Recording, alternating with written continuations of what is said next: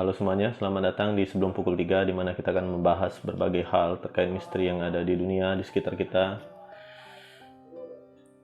Masih terkait dengan kasus pembunuhan ibu dan anak di Subang, Jawa Barat, yang menyebabkan meninggalnya almarhumah Ibu Tuti dan Amelia Mustika Ratu.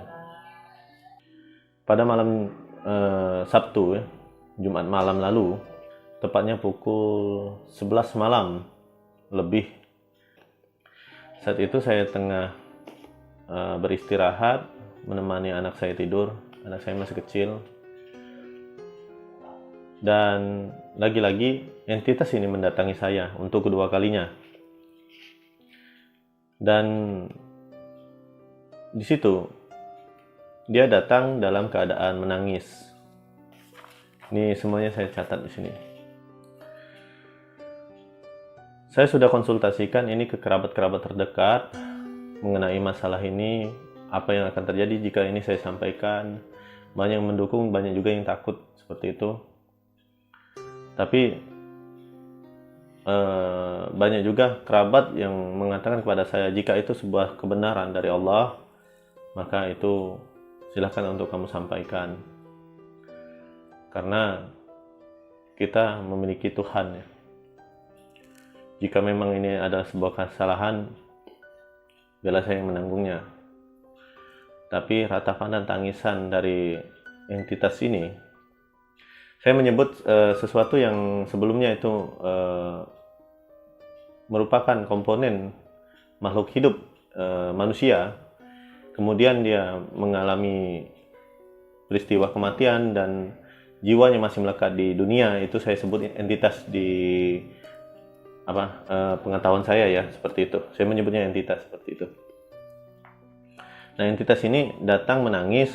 Pertama, dia meminta orang-orang untuk stop melakukan ritual pemanggilan dengan mengambil tanah makam ibunya dan dirinya.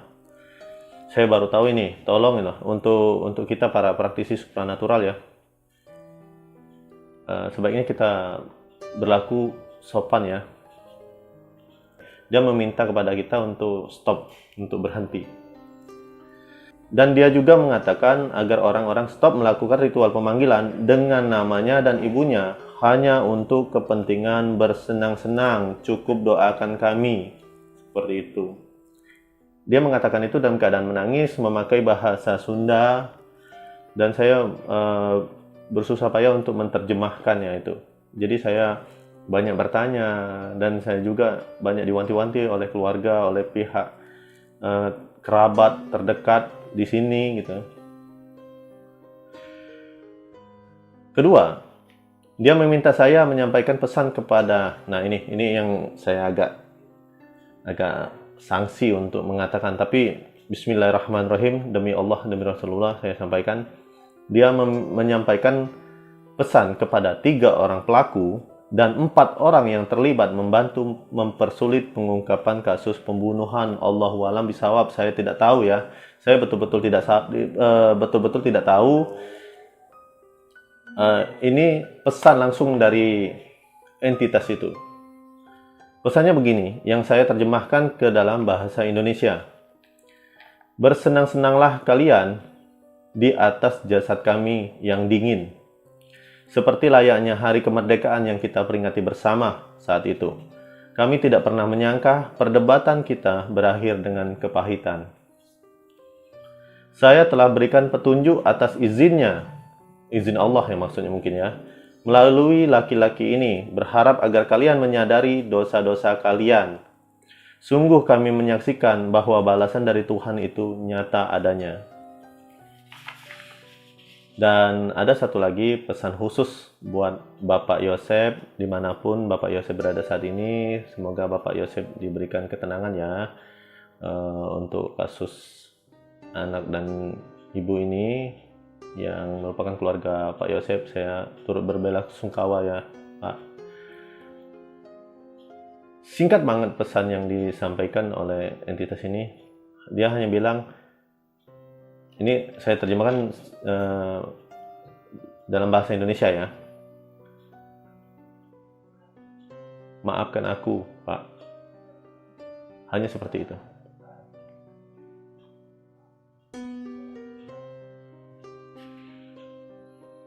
Sumpah,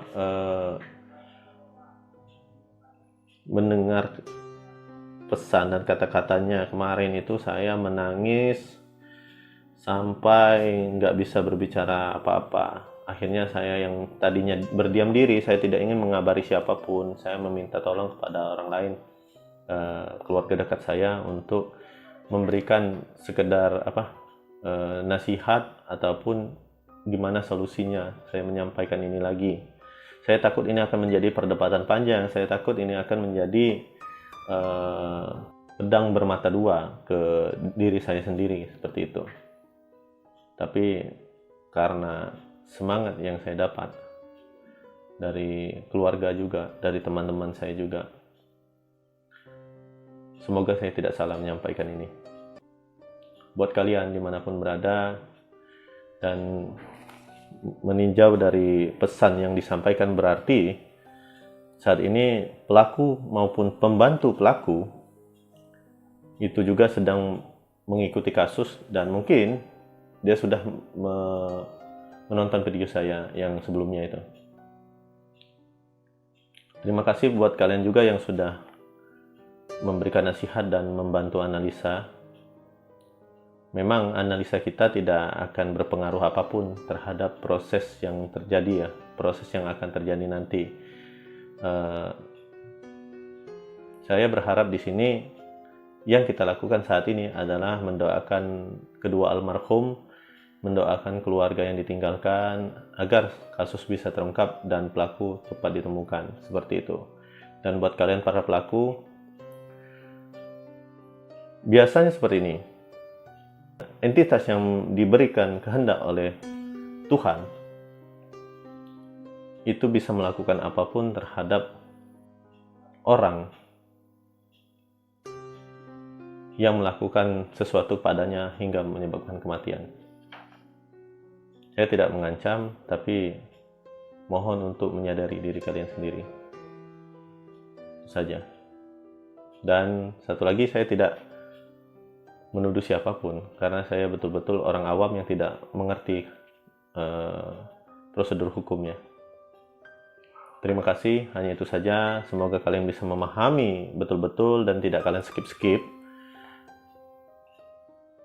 Akhir kata, saya undur diri, dan inilah sebelum pukul 3.